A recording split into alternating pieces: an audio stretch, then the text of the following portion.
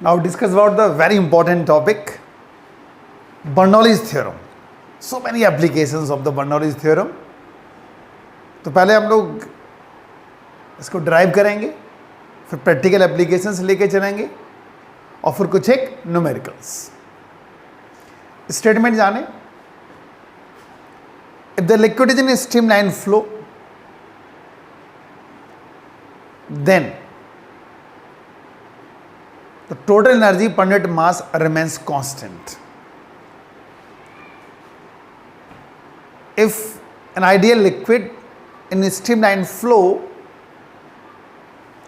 total energy per unit mass remains constant.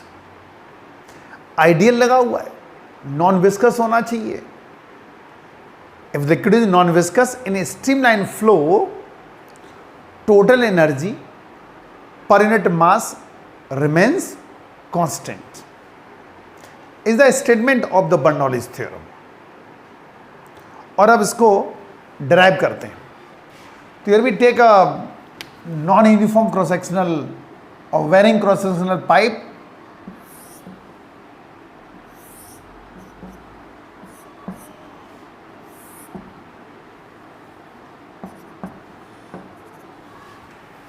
Okay.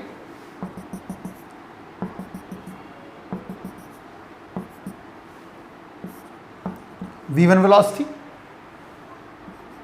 A1 is the area of cross section at end A. H1 is the height of A with respect to the surface. P1 is the pressure at A. V2 velocity at B.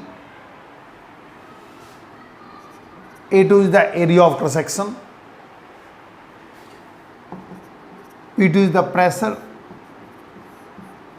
and H2 is the height. Okay. Now, from equation of continuity,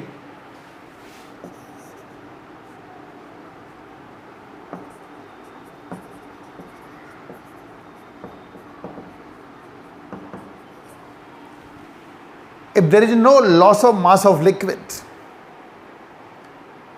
a rate of flow remains constant. Means A1 V1 rho equals to A2 V2 rho equals to M, or A1 V1 equals to A2 V2 equals to M by rho, or it is capital B, rate of flow of the liquid. Now, it is clear from this diagram, A2 less than A1, so V2 greater than V1. H2 greater than H1. P1 greater than P2. जहाँ velocity ज़्यादा होगी वहाँ pressure कम होगा. Liquid ऊपर जा इसलिए रहा है क्योंकि यहाँ पर प्रेशर ज़्यादा हो. अगर यहाँ प्रेशर ज़्यादा नहीं हुआ तो लिक्विड राइज करेगा ही नहीं. आप खुद देखो, कई बार क्या होता है, टंकी में पानी नहीं चढ़ पाता है तो क्या बोलते हैं, आज प्रेशर से पानी नहीं आया इसलिए टंकी खाली रह गई. इसका मतलब क्या है, नीचे प्रेशर ज़्यादा होगा तभी तो पानी ऊपर चढ़ेगा. इसलिए P1 should be greater than P2. Now work done per second by liquid at A.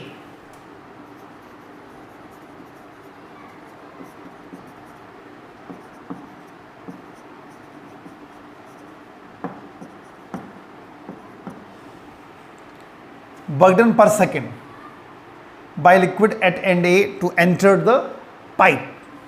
क्या होगा, W1 P1 V1 P1 V1. Okay.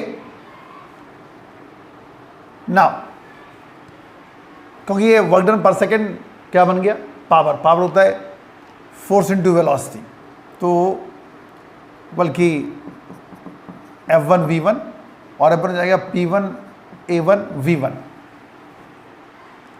A1 V1 M by रो है. तो P1 m by rho हो गया. Now work done per second by liquids at B, W2, F2, V2, P2, A2, V2 और P2 m by rho. जब P1 P2 से बड़ा है तो W1 W2 से बड़ा होगा. कितना बड़ा होगा? W1 माइनस W2 मिलेगा P1 minus P2 m by rho. इतना बड़ा है ये. And this additional work done responsible to increase its kinetic energy as well as potential energy. Means this work done according to law of conservation of energy, this work done is equals to increase in kinetic energy plus increase in potential energy according to law of conservation of energy. Now P1 minus P2 m by rho equals to half m V2 square minus V1 square. ये हो गई increasing in kinetic energy. mg h2 minus h1 increasing in potential energy. m common cancel हो जाएगा. Actually जो हमें prove करना था वो भी जान लो क्या था.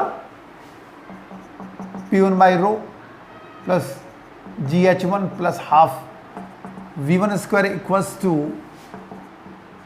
P2 by rho plus GH2 plus half V2 square. ये हमें प्रूव करना है. क्लियर? या फिर simply P by rho plus GH plus half V square equals to constant. ये प्रूव करना है. स्टेटमेंट क्या था? If liquid is non viscous in streamline flow total energy per unit mass remains constant. वही लिखा हुआ है और ये हमें प्रूव करना है. Half V2 square minus half V1 square plus GH2 minus GH1. Readjust करो. P1 by rho plus half V1 square plus GH1 equals to P2 by rho plus half V2 square plus GH2. Hence proved. इस तरह ये prove हो जाती है. दोबारा देख लो. वेरिंग क्रॉस सेक्शन एरिया का पाइप ले लिया. H1 H2 ये हाइट्स हो गई at A at B. V1 V2 these are the velocities of the liquid at A and B. A1 A2 these are the cross sectional area. P1 P2 these are the pressure at A and B. ठीक है. और जब A1 A2 से बड़ा है तो V2 V1 से बड़ा होगा from the equation of continuity. H2 H1 से बड़ा है. जहां वेलोसिटी ज्यादा होती है वहां प्रेशर कम होता है. That's why P1 greater than P2. Now ये इक्वेशन ऑफ कॉन्टिन्यूटी लगा दिया हमने. वर्क डन बाय लिक्विड पर सेकेंड एट एंड ए मिलेगा W1 F1 V1. एक्चुअली ये पावर बन गई. फोर्स होता है प्रेशर इनटू एरिया और A1 V1 हो जाएगा m by rho. Similarly work done per second by liquid at end B P2 m by rho आ जाएगा. जब P1 P2 से बड़ा है तो W1 W2 से बड़ा होगा. कितना बड़ा है? जितना बड़ा होगा वो रेस्पॉन्सिबल होगा to increasing its potential energy as well as increasing its kinetic energy according to law of conservation of energy. तो वो लगा दिया. वैल्यूज लगा दी, सॉल्व किया तो P1 by rho plus half V1 square plus GH1 equals to P2 by rho plus half V2 square plus GH2। तो ये Bernoulli's theorem हो गई। तो इसके कुछ एक प्रैक्टिकल एप्लीकेशंस देखो। प्रैक्टिकल एप्लीकेशंस,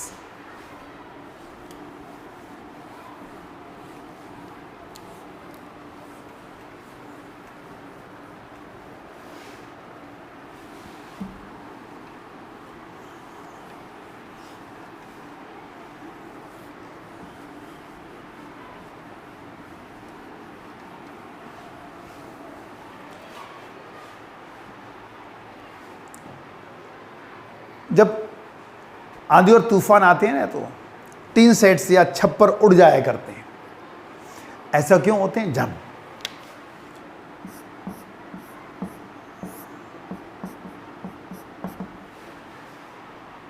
अब देखो अंदर की एयर तो स्टैटिक होगी, क्योंकि जब आंधी तूफान आते हैं तो सारी खिड़की दरवाजे बंद कर दिए जाते हैं, तो अंदर की एयर तो स्टैटिक हो गई। लेकिन बाहर आउटसाइड एयर की स्पीड बहुत ज़्यादा है, और आपको पता है जहां वेलोसिटी ज़्यादा हो वहां प्रेशर कम हो जाता है। तो यहां प्रेशर कम हो गया, अंदर प्रेशर ज़्यादा है, अंदर प्रेशर जितना था उतना ही है, लेकिन बाहर प्रेशर बहुत कम हो गया, तो प्रेशर डिफरेंस आ गया। अंदर के कंपैरिजन में बाहर का प्रेशर बहुत कम हो चुका है। तो जब अंदर का प्रेशर ज़्यादा हो गया है तो ये क्या करेगी? छत उखाड़ देगी। तो टीन सेट्स हुए या फिर छप्पर हुए, ये उड़ जाया करते हैं जब आंधी और तूफान आते हैं। ऐसे जो फास्ट मूविंग ट्रेन्स आया करती हैं, फास्ट मूविंग ट्रेन्स जो होती हैं, और कई बार ऐसा कुछ स्टेशंस होती हैं जहाँ पर उनका स्टॉपेज नहीं होता है, तो पहले से ही अनाउंसमेंट होती रहती है कि भाई ये ट्रेन आ रही है, आप लोग ज़रा पीछे खड़े हो जाएं। इस तरह की इंफॉर्मेशंस लगातार दी जाती रहती हैं। उसका रीज़न है, अब अगर ये पैरेलल ट्रैक्स हैं और ये प्लेटफॉर्म है, अब यहाँ से कोई फास्ट मूविंग ट्रेन निकल रही है जिसका स्टॉपेज नहीं है इस स्टेशन पर, और बंदा अगर यहाँ खड़ा हुआ है, जब ट्रेन निकल रही होगी उसकी स्पीड बहुत ज़्यादा होगी, फास्ट मूविंग ट्रेन है, तो उस पर्सन की और ट्रेन के बीच की जो एयर होगी उसकी स्पीड ज़्यादा होगी, और इसके कंपैरिजन में एयर जो पर्सन खड़ा हुआ है उसके पीछे की एयर लेयर्स की स्पीड कम होगी और आगे की स्पीड ज़्यादा होगी, क्योंकि ट्रेन बहुत तेज़ जा रही है। अगर यहाँ स्पीड ज़्यादा होगी तो यहाँ प्रेशर कम हो गया, यहाँ प्रेशर ज़्यादा हो गया तो पुश लगेगा, तो ट्रेन की चपेट में आ सकता है वो। और इसीलिए लगातार अनाउंसमेंट होता रहता है कि फास्ट मूविंग ट्रेन आ रही है और आप लोग थोड़ा सा पीछे आ जाएं। That the reason. इसके अलावा देखो आप एटोमाइजर, परफ्यूम एटोमाइजर इसी प्रिंसिपल पे बेस्ड है। दो कैसे काम करता है वो,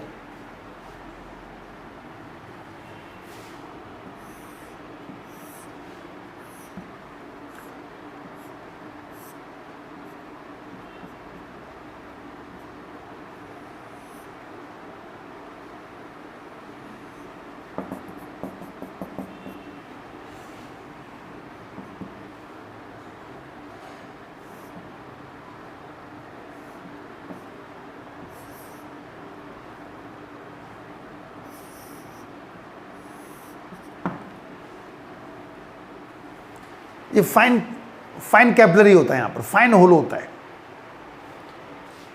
ये फाइन होल होता है, ये कैपिलरी ये होती है फाइन, वेरी फाइन कैपिलरी, और यहाँ पर ऑरिफिस होता है वेरी फाइन होल। जैसे आप इसको प्रेस करते हैं एयर बहुत स्पीड से निकलेगी यहाँ से, जब एयर स्पीड से निकलेगी तो यहाँ प्रेशर कम हो गया, अंदर प्रेशर ज़्यादा है यहाँ के कंपैरिजन में। ड्यू टू प्रेशर डिफरेंस जो परफ्यूम है इसके अंदर वो राइज करेगा, और राइज करके जो फाइन होल है इसके थ्रू बाहर आ जाएगा, बेस्ड ऑन बर्नौलीज थ्योरम। ऐसे देखो आजकल तो ऐसे ना आके इसी के ऊपर लगने लगे, यही होल हो जाता है। इस तरह देखें आप, जैसे ये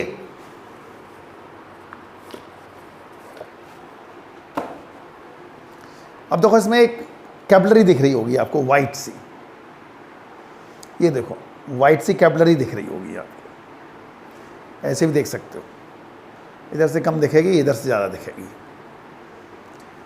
और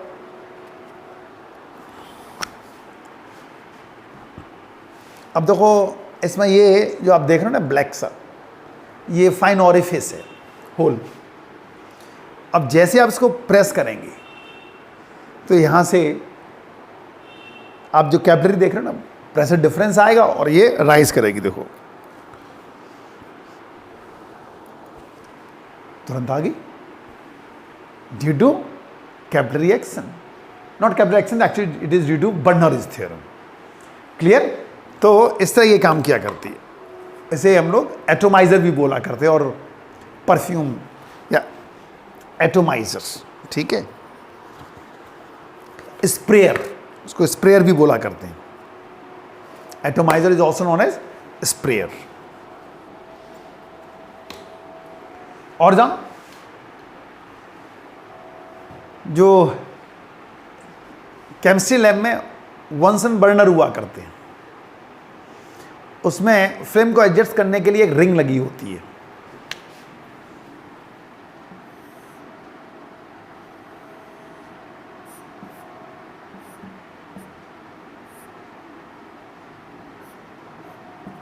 और यहां पर एक नोजल लगा होता है, और यहां पे एक होल होता है, और यहां पे एक रिंग लगी होती है जो एडजस्ट करते हैं, एयर को एडजस्ट करते हैं। और ये यहां पर आके यहां से कभी भी गैस रिलीज नहीं होती है, गैस हमेशा ऊपर से निकलेगी। ऐसा नहीं कि यहां पर जो होल है उससे गैस रिलीज हो जाए, ऐसा नहीं होगा। क्यों? यहां से तो बल्कि एयर एंटर और करती है, क्योंकि यहां फाइन नोजल लगा हुआ है, तो गैस बहुत स्पीड से निकलती है, वेरी हाई स्पीड। और स्पीड ज़्यादा तो इस बर्नर के अंदर की वेलोसिटी ज़्यादा होगी तो प्रेशर कम हो गया, और बाहर प्रेशर ज़्यादा है तो ये एयर यहाँ पर एंटर कर जाएगी, एंटर कर जाएगी। अगर आपने ये बंद कर दिया तो ये जलना बंद हो जाएगा, क्योंकि जब अंदर से एयर नहीं, एलपीजी है, एयर के साथ मिक्स होकर जला करती है। और अगर एयर नहीं गई इसमें, आपने पूरा बंद कर दिया उसको, तो ये नहीं जलेगी। तो जो यहाँ पर होल होता है उससे तो बल्कि एयर एंटर करती है। ऐसी जो गैस स्टोव होता है किचन में, गैस चूल्हा, उसमें भी क्या होता है, ऐसे ये बर्नर है और यहाँ पे एक होल होता है यहाँ पर, और ये रेगुलर, ठीक है। जैसे आपने यहाँ से ऑन किया तो गैस यहाँ आएगी वेरी हाई स्पीड से, क्योंकि नोजल लगा होता है यहाँ पर। जो ये खुला हुआ है यहाँ से क्या होती है, एयर एंटर करती है। एयर यहाँ से कभी भी लीक नहीं करेगी, गैस यहाँ से कभी लीक नहीं करेगी, ये तो बल्कि इसके अंदर एयर जाती है। अगर आप ये बंद कर दो तो ये जलेगी नहीं, गैस एयर मिक्स ही नहीं हुई, जलेगी नहीं प्रॉपर। तो यहाँ से एयर मिक्स होकर तब जला करती है, इसलिए यहाँ पर होल हुआ करता है। स्पीड ज़्यादा होगी, क्योंकि स्पीड ज़्यादा तो प्रेशर कम हो गया, यहाँ प्रेशर ज़्यादा यहाँ कम, तो ये एंटर कर जाएगी। और जानो प्रैक्टिकल एप्लीकेशंस।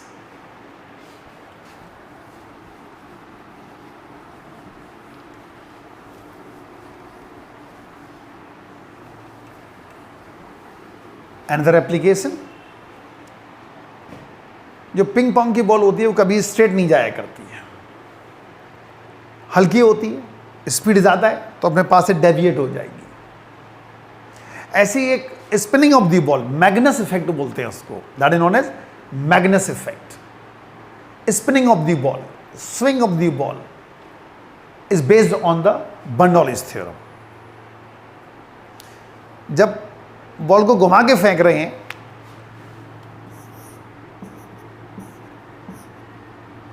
और एयर, सपोज ये एयर की स्पीड है, तो आप देखें कि अगर ये v और ये u है तो यहाँ पर रिलेटिव वेलोसिटी क्या होगी, v माइनस यू। यहाँ पर क्या होगी, v प्लस यू, क्योंकि देखो ऐसे घूम रही है तो वेलोसिटी में डिफरेंस आ गया, ये ऐसे घूम रही है और ये एयर ऐसे जा रही है तो डिफरेंस आ गया। यहाँ वॉल्यूम घूम रही है तो वेलोसिटी ऐड हो गई, ये v माइनस यू और ये v प्लस यू है। वेलोसिटी में डिफरेंस आने के कारण ये अपने पास से डेविएट हो जाती है, that is Magnus effect. Spinning of the ball it is known as Magnus effect. ठीक है, ऐसे ही अगर दो बोट अगर हैं,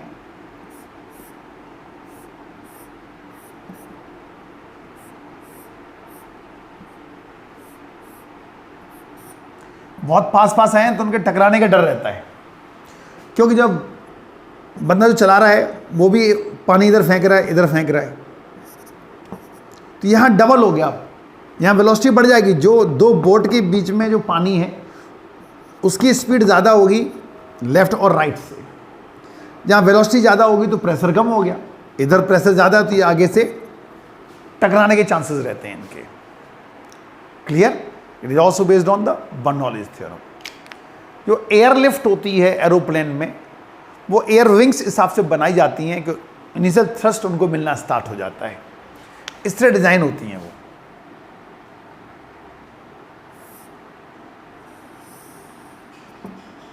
इस तरह होती है।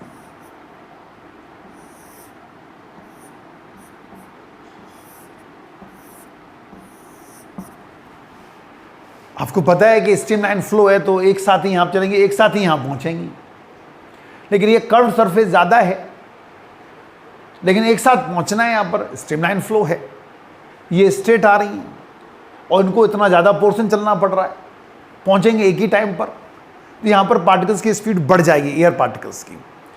तो यहाँ जब वेलोसिटी ज़्यादा हो गई तो प्रेशर कम हो गया, नीचे प्रेशर ज़्यादा हो गया और ऊपर प्रेशर कम है, ये प्रेशर डिफरेंस मिल जाता है जो उसको एयर लिफ्ट कराता है, दैट द रीजन। ठीक है, बहुत सारी एप्लीकेशन है बर्नौलीज थ्योरम की, बहुत सारी, हमने तो यहाँ कुछ एक ही डिस्कस की है। There are so many applications of the Bernoulli's theorem. कुछ एक न्यूमेरिकल्स लेके चल रहे हैं हम लोग इसके ऊपर।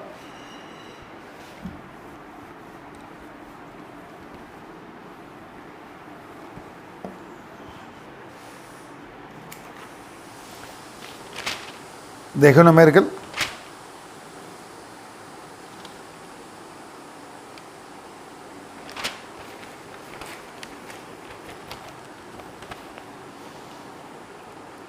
पहला न्यूमेरिकल ये है, water flows through a horizontal pipe of which the cross section is not constant. The pressure is 1 centimeter of mercury where the velocity is 0.35 meter per second. Find the pressure difference, find the pressure at a point where the velocity is 0.15 meter per second. तो क्या क्या दिया हुआ है? Water flows through a horizontal pipe of which the cross section is not constant. The pressure is 1 centimeter of mercury column. ठीक है, तो pressure हो जाएगा HROG 0.01 13.6 10³ इंटू 9.8 पास्कल। ये P1 हो गया। V1 दिया हुआ है 0.35 मीटर पर second. Kilogram per metre cube ये डेंसिटी हो गई। P2 निकलवा रहे हैं, V2 दिया हुआ है, V2 इज 0.15 मीटर पर सेकेंड। हॉरिजॉन्टल फ्लो में कभी भी पोटेंशियल एनर्जी नहीं हुआ करती है, प्रेशर होगी, pressure energy and kinetic energy होगी। तो बर्नौलीज थ्योरम के according P1 by rho plus half V1 square equals to P2 by rho plus half V2 square. Now P1 0.01 into 13.6 10 to the power 3 into 9.8 divided by 10 to the power 3, half V1 0.35 का square equals to P2 में calculate करना है, रो तो वही रहेगा 0.15 का square. जब इसको सॉल्व करेंगे तो P2 मिलेगा 1182.8 पास्कल। लेकिन क्वेश्चन में पूछा गया है find the pressure at a point where the velocity is this in terms of mercury column. In terms of mercury column पूछा गया है। चलो निकाल देते हैं। H rho G 1182.8 divided by 13.6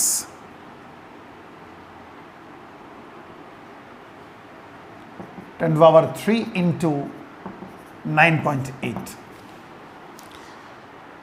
और जब इसको सॉल्व करेंगे तो ये आएगा 0.00887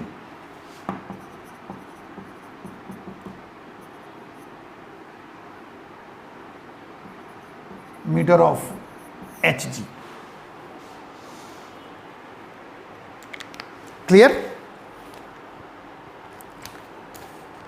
एक और न्यूमेरिकल देखो। A plane is in level flight at constant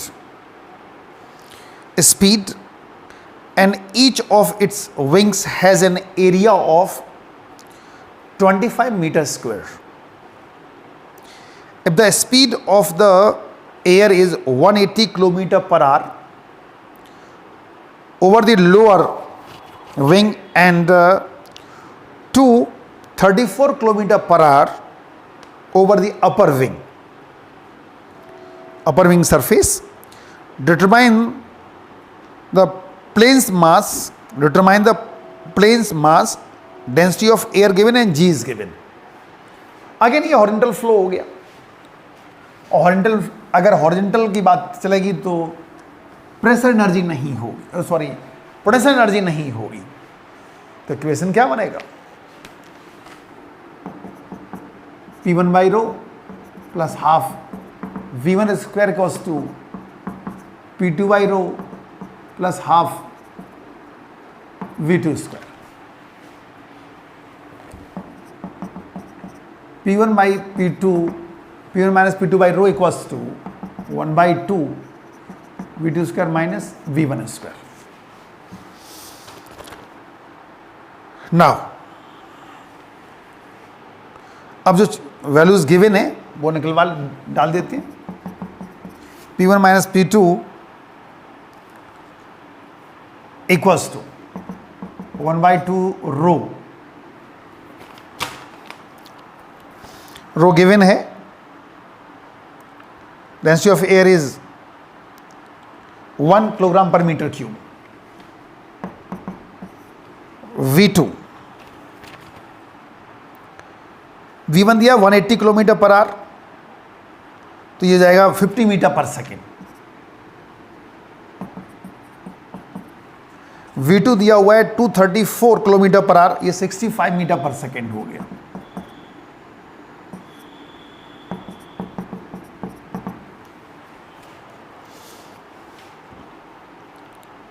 ठीक है।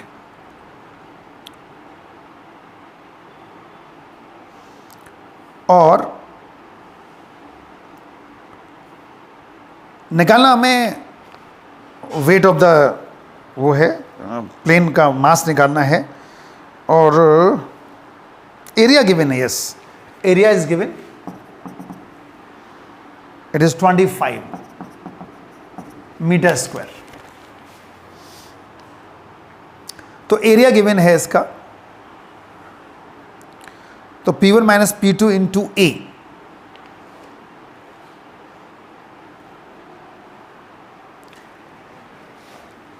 वन बाई 2 65 का स्क्वायर माइनस 50 का स्क्वायर 2 इंटू 25, क्योंकि दो सरफेस हो गए, लोअर एंड अपर,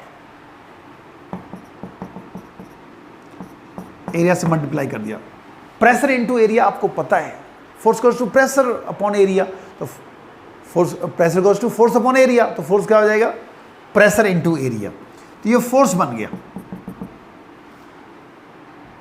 25, ये बन गया।